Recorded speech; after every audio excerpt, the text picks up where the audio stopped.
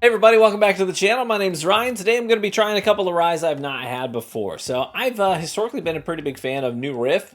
You know, they offer a very consistent product. I especially am a big fan of their single barrel ryes. They make absolutely fantastic old fashions. So if you're looking for a good mixer rye, highly recommend New Riff.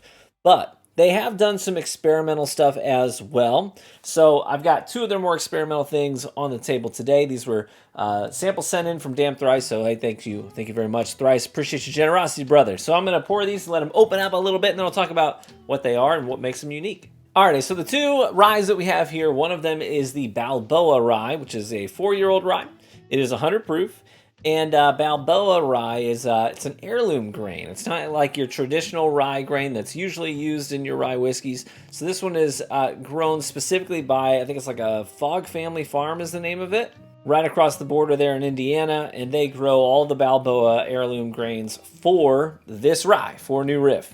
That's this one here. The other one is the 6-year Malted Rye whiskey. So that's very interesting because usually you don't use malted rye in your rye whiskey. Normally it's unmalted rye, but New Riff decided to do a rye whiskey that's 100%, just 100% malted rye. Now there's other distilleries that do some malted rye in some of their whiskeys. You know, Woodford does that as well, but no one's really doing 100%. So because of that, this rye is a little bit divisive in that regard. I've seen very mixed reviews where people are like, it's so peculiar and unique, I love it. And then I've seen other people who are like, it's so peculiar and unique and I hate it. So we'll see where we fall on that spectrum today with that one. I'll try that one second. We'll start with the Balboa. So the Balboa is 95% Balboa Rye, 5% malted barley. It comes in at about a $65 MSRP, so not super pricey. I'm noticing right off the bat, the nose is extremely citrusy,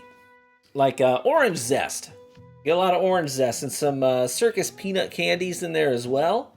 There's also a vegetal note in there that makes me think of like black tea. Makes me think of like a black tea bag. You know, you've steeped it and you pull it out, and when you first pull that tea bag out, it's really potent. You know what I mean? All those vegetal notes. I get that on the nose too. It's not altogether unappealing, I'll say that. Let's try it. Cheers.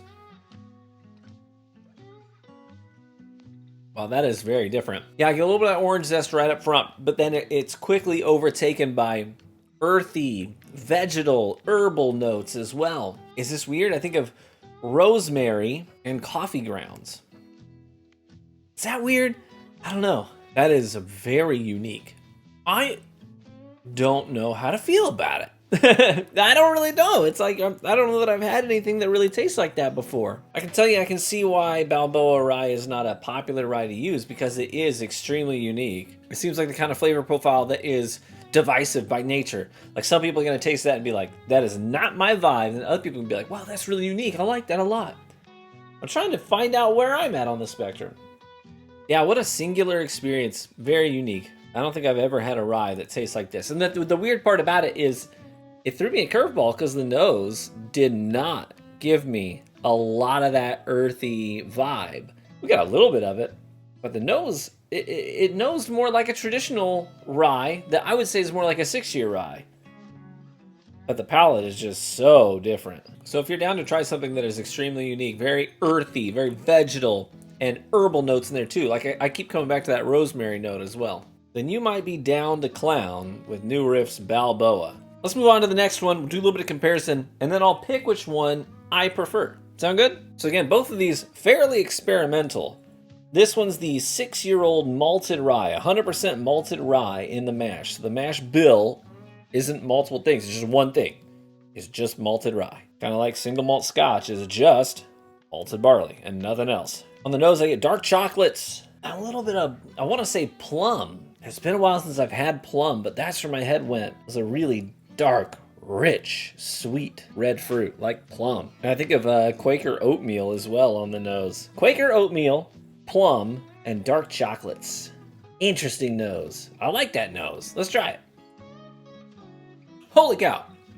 That's super fruity. I wasn't expecting that. That plum note right up front. Plum, dried grapes, also known as raisins. Later into the palate and then transitioning into the finish. Those dark chocolates come through. A lot of the oat comes through as well. Yeah, up front, that's like real thick and jammy. I want to say it reminds me of There's this little old lady at the church that we go to. She recently gave me a jar of homemade raspberry jam. Reminds me of that. Raspberry filled donut. All right, there's no competition there for me. The malted rye is an easy pick for me. Yeah, just bursting with fruit, dark chocolates, thick and jammy. I should note that one's $60 MSRP.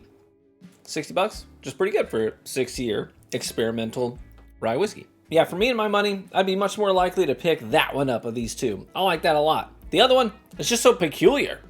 I don't know what to compare it to. But what do you think? Just kind of given my tasting notes alone, what do you think speaks to your palate more? What would you be more likely to dive into, spend money on yourself? And have you had any of the experimental stuff from New Riff? And what have you thought of it?